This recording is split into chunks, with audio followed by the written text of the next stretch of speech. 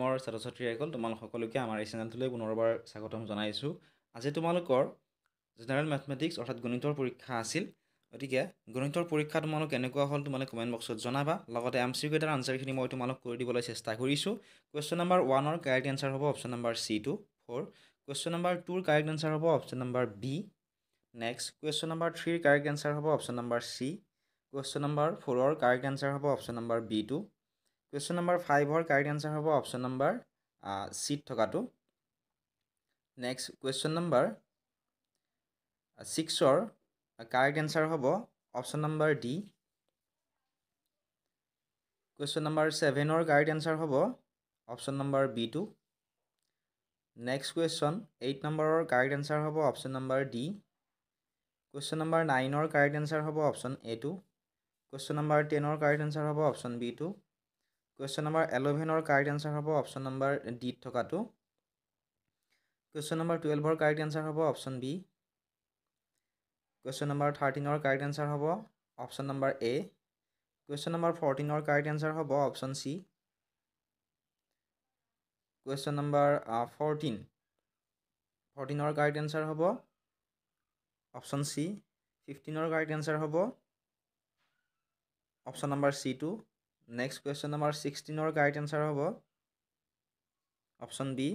Question number 17ৰ correct answer হ'ব option A। Question number 18ৰো কাৰেক্ট এনচাৰ অপশ্যন A হ'ব। কুৱেশ্যন নম্বৰ 19ৰ কাৰেক্ট এনচাৰ হ'ব অপশ্যন B। কুৱেশ্যন নম্বৰ 20ৰ কাৰেক্ট এনচাৰ হ'ব অপশ্যন D। কুৱেশ্যন নম্বৰ 21ৰ কাৰেক্ট এনচাৰ হ'ব অপশ্যন D। কুৱেশ্যন নম্বৰ 22ৰ কাৰেক্ট এনচাৰ হ'ব option number B। Question number 23ৰ correct answer option number C। Question number 24ৰ correct answer হ'ব option A। Question number 25ৰ correct answer হ'ব option number D2। Question 25ৰ correct answer হ'ব লাগে 26ৰ B। 27 নম্বৰৰ D নম্বৰটো হ'ব লাগে। কুৱেশ্যন নম্বৰ 28ৰ C নম্বৰটো। কুৱেশ্যন নম্বৰ 29ৰ A নম্বৰটো। কুৱেশ্যন নম্বৰ 30ৰ C নম্বৰটো। কুৱেশ্যন নম্বৰ 31ৰ B নম্বৰ।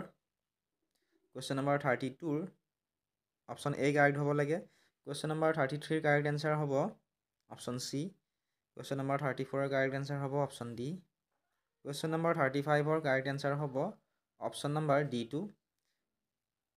কুৱেশ্যন নম্বৰ 36ৰ কাৰেক্ট এনচাৰ হ'ব অপশ্যন D। কুৱেশ্যন নম্বৰ 37ৰ কাৰেক্ট এনচাৰ হ'ব অপশ্যন D। কুৱেশ্যন নম্বৰ 38ৰ কাৰেক্ট এনচাৰ হ'ব অপশ্যন B। কুৱেশ্যন নম্বৰ 39ৰ কাৰেক্ট এনচাৰ হ'ব অপশ্যন A।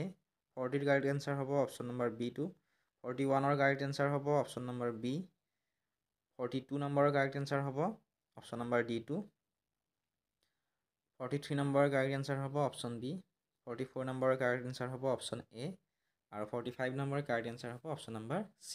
যিহেতু বহুতো ছাত্ৰ ছাত্ৰীয়ে কমেণ্ট কৰি সুধি আছিলে আনচাৰখিনি লাগে হোৱাটছআপত মেছেজ কৰি সুধিছিলে, গতিকে তাড়াতাড়ি কৰোঁতে দুই এটা ক'ৰবাত ভুল হ'ব পাৰে।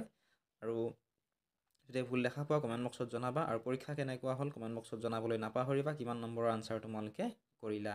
চেনেলটো যদি ছাবস্ক্ৰাইব কৰা নাই ছাবস্ক্ৰাইব কৰি দিবা।